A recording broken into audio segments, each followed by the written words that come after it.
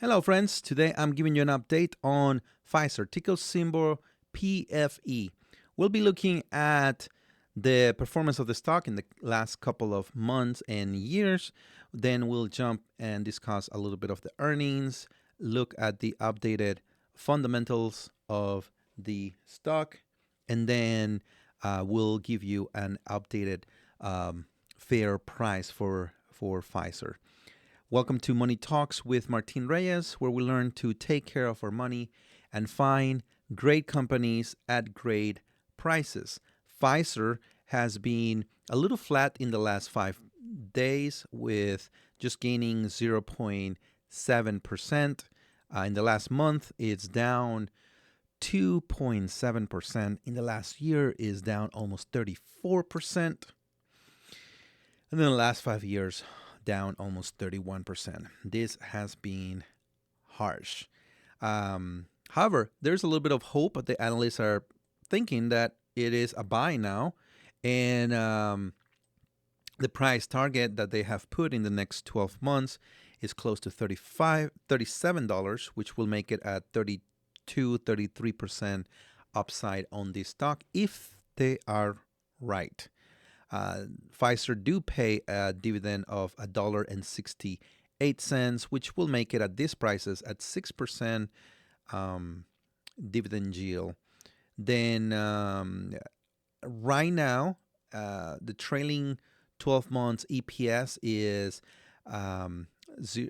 37 cents, which will make the PE 75 times EPS at these prices. But for PE, it's at 12.5. Yeah, it's been rough for Pfizer. If you want to know more about what Pfizer does, please watch my other video in which I discuss some of the different areas that and the medicines that they work on. Like I mentioned before, I tend to not invest on drug companies just because I don't understand them. They have too many things moving on, too many production and pipelines of different medicines, and it is hard for me to not only understand but also to know how to evaluate it, and how to see the growth. And so I do not invest on anything that is too complicated for me. Maybe maybe you're a doctor and you understand how that goes. I would love for you to then maybe subscribe, teach me a little bit. Put your comments down there. Tell me how easy it is or how hard it is to try to understand the business of Pfizer. If you like what I'm doing, please leave a comment, a like, and I will encourage you to subscribe so that I can I'm trying to hit the 500 subscribers. So latest earnings, they surprise on normalized EPS. They beat by a lot, 28 cents, but they miss on GAAP EPS, and their EPS was negative at 67 cents. They missed by 17 cents, which is significant. The revenue, they also miss by $147 million, which seems to be a lot. $147 million is a lot for me, but whenever your revenue is $14 billion, it's really not that much. They're expecting to report on May 3rd, and they're looking to the analysts are looking for them to post way better numbers at 54 cents for normalized EPS and 38 cents for GAAP EPS, which, if you think about it, just for that quarter, 38 cents will be what the trailing 12 months, it will be better than the trailing 12 months of EPS that they have right now. So there is an improvement there. When it comes to revenue, revenue is expected to be a little bit higher at $14.4 billion. However, they have had 21 revisions of EPS in the last 90 days, and all of them are negative. So let's jump into um, the updated revenue per share and statistics of it. As you can see, um, after COVID, their revenue per share went up a lot. Most of that growth is reflected here. In the last 5 years, it went up 12% as of right now. And in the last 5 years, 5%. But if you see before COVID, or at least before 2021 reporting, which will be 2020, they were pretty much flat. Earnings were very consistent, as somewhere to um, $7.40. They have a really nice gross margin of almost 78%. So that is something that is very good for Pfizer. One of the things that I would be worried about if I were to even consider um, investing in Pfizer is that if $7.50 is the average revenue per share, there is a possibility that the revenue will continue to go down to that average. When it comes to earnings, they are cyclical. They do go up and down, but it seems like they stay close to the $2 per shares average. So in the last 5 years, the EPS is down 0.4%, and in the last 10 years, 5%. Which this one is a little bit. I will not necessarily. I will take it with a grain of salt, because really, as you can see in the graphic, that's why I like looking at graphics. There was an unusual high on 2014, so the average is $2 per share, which will make a profit margin of 27%, which is pretty nice. Free cash flow, once again, they had a big free cash flow on 2022 and 2023, which obscures a lot of these numbers. And then there was a big dump on the trailing 12 months. That's why you have this negative free cash flow rate of -9 in the last 5 years, and almost -5% in the last 10 years. But as you can see, I will probably think that $2.30 is somewhere around the average for Pfizer. And one of the things that maybe you can argue, if you are in that age in which you want something that is consistent, Pfizer tends to be consistent. I am in the time of my life in which I want to grow my investments. So Pfizer, just not only I just don't understand the business too much. It's a little complicated for me, but also I don't see too much of growth. They were very lucky with, and I know that sounds bad, with the pandemic that happened. Margins right now in the last 5 years, they're high. They're at 29%. That is really good free cash flow margins, and their free cash flow yield in the last 5 years is almost 6%, which is super amazing. But that is really being influenced by these 2 big years that they had. Book value per share has been growing somewhere around 4.3% in the last 10 years, and in the last 5 years, it's up 9.7%.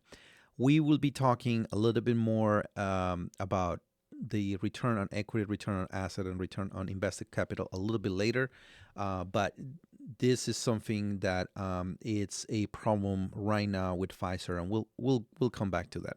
When it comes to dividend has been growing pretty steady at 5% in the last 10 years and close to 4% in the last 5. And payout ratio right now is at 91, 92%, which is super high. That means that if things don't change, if the free cash flow doesn't change, there is a high risk of this dividend being cut. So that's something to consider. When it comes to debt, as of right now, the average free cash flow, they could pay all their long-term debt in less than a year. However, this is very obscure by these huge numbers on 2022 and 2023. So I will really be careful, and I will probably look more into the norm. The possible number will be close to 3 years. If we're looking at the debt numbers here and compare them. So that's more an accurate one, which is still manageable. When it comes to shares, they have been buying back in the last 10 years an average of almost 2%, and in the last 5 years an average close to 1%, a little bit above 1%. Once we put all the summary, I didn't put the colors, sorry about that, but what I want to draw your attention is at this side of the equation. Revenue, return on equity, the average in the last 10 years is 21, 5 years is 26, the trailing 12 months is down to 11%. This is part of the problem right now that Pfizer is having. Their return on equity has dropped. All the returns, all the numbers, and we'll look at the margins also have contracted hugely. So return on asset, for those that are in podcast, I'm going to read them so that you can know what I'm talking about. In the last 10 years, the average is 8%.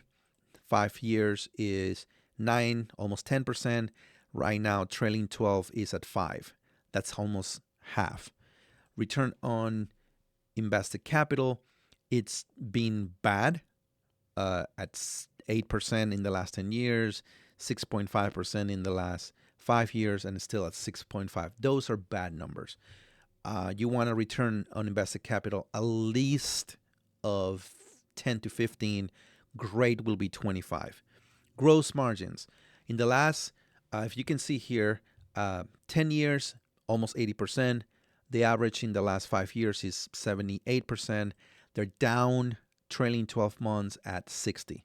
So even though 60 is great, that's a 17% drop right there, which affects then the profit margins. Profit margins have gone down from an average of 27% all the way to 15, which is not horrible, but as you can see, 27%, that is good numbers. Free cash flow has gone down from somewhere close to 29 to 12. That is a huge drop. And the free cash flow yield, if we look at the numbers, let's just do the quick numbers. We're looking at $1.47, 45 trailing 12 months free cash flow divided by 2776 times 100. So it has dropped. Ooh, okay. It's a 5.22. Is that right? 1.45. Hey, I'm doing this live. So, and 27.76 was it? Yes. Yeah, that's a 5%, 5.22% dividend yield, not free cash flow yield. Sorry, which is close to the average. So it's not horrible when it comes to free cash flow yields. Now, I can see a lot of you guys, and I will encourage you, and I hope that you let me know in the comments if this is what your case is. I can see a possibility in which your belief is that Pfizer will go back to the averages that they had, and also their profit, the profit margins and their gross margin, all the margins, they will go back to that. that will be a good thing. I still will be concerned about the return on invested capital. So that will be something for you to consider. Just letting you know, we're going to be jumping into the valuations, and I am just a YouTuber. I am not your financial advisor, and this is all for educational purposes, and I am not responsible for any financial loss or gains. That's up to you. So please do not invest without invest on your own risk, and this is just my comments, and yes, that's my disclaimer. When it comes to the historical multiple valuation, once we put all the numbers together, it gives us a price, a updated fair price, somewhere between $44 and $48. When we use the revenue growth, the revenue-based valuation, we put all the numbers together. It gives us a fair value of $41. Discounted earnings, it gives us a price somewhere between $18 to $29. And the reason for the big discrepancy here is the starting EPS. The average EPS is highly influenced by these two huge numbers. So that will be something to take under consideration. If I were to be looking at just using this valuation, I will look for something in the middle. When it comes to the payback time, we're looking at somewhere between $28 to almost $58. I will disregard the average since the trailing 12 months actually reflect more the average in the last 10 years when it comes to free cash flow. Same thing with the discounted free cash flow valuation. It gives me a number somewhere between $20 to $40. Owners earnings, I will probably again just use the trailing 12 months of $46 as a fair value. Once we put everything together, here are the numbers using the average of 5-year average. It will give us a $48 average between the trailing 12 months and the 5-year average is a $40. If I were to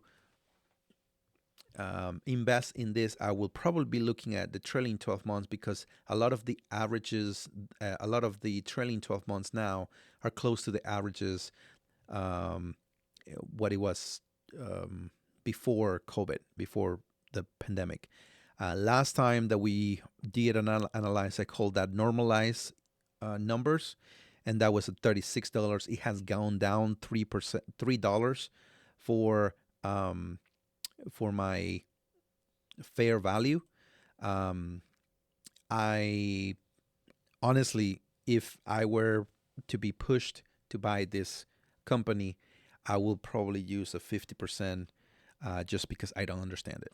But if you understand it and if you feel comfortable with it, I will still think that there's a lot of recovering and a lot of things. I will not use more than, I will look at 30%,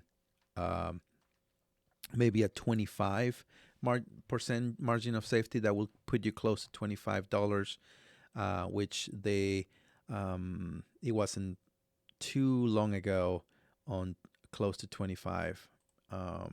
So those are my ideas, my thoughts. If you would like a copy of this wonderful spreadsheet and valuation sheet, you can find them in Buy Me a Coffee. You can buy me a coffee there, and I thank all of you guys that have bought me a coffee before.